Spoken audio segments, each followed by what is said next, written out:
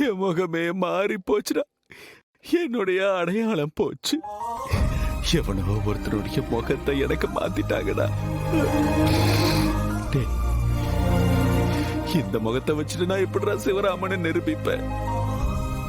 என் குடும்பத்தாருங்க எப்படிடா என்ன நம்புவாங்க?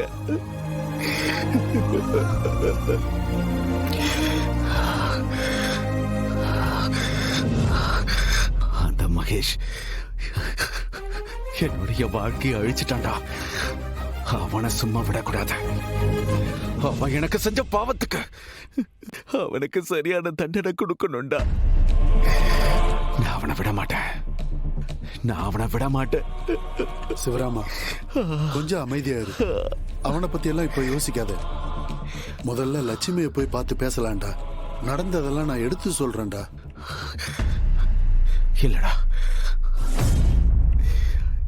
என்ன சொன்னாலும் அவங்களால ஏத்துக்க முடியாது. என்ன எல்லாரும் புதுசா பாக்குற மாதிரி தான் பாப்பாங்க. இதுக்கு மேல நான் உயிரோட இருக்கணுமாடா? என்னடா பேசுற?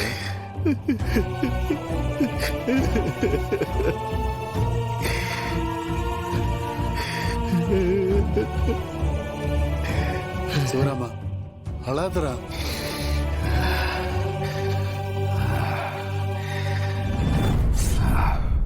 நான் சாக மாட்டேன். நான் அந்த மகேஷை ஒழிச்சு கட்டாம நான் சாக மாட்டேன். என் பொண்ணுடைய வாழ்க்கையை அழிச்சது மட்டும் இல்லாம இப்ப என்னையே இந்த நிலைமைக்கு ஆளாக்கிட்டா. வெளியில நல்லவன் மாதிரி முகமுடி போட்டுக்கிட்டு எல்லாரையும் ஏமாத்திக்கிட்டு இருக்கா. அவன் முகமுடிய கிழிச்சு அவன் யாருன்னு இந்த சொசைட்டிக்கு நான் காட்டுறேன்.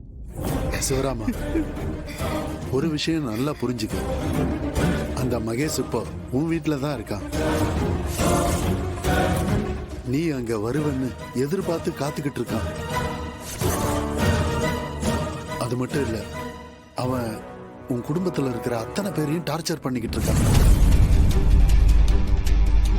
தினம் தினம் அவங்க எல்லாரும் நரகத்துல வாழ்ற மாதிரி வாழ்ந்துட்டு இருக்காங்கடா. ஏண்டா, எப்படிடா இப்படி ஒருத்தங்கிட்ட போய் நீ ஏமாந்த?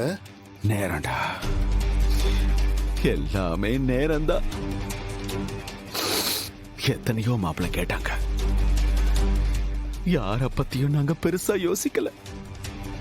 ஆனா இவன் அப்படியே தேனாட்டம் பேசுவான்டா.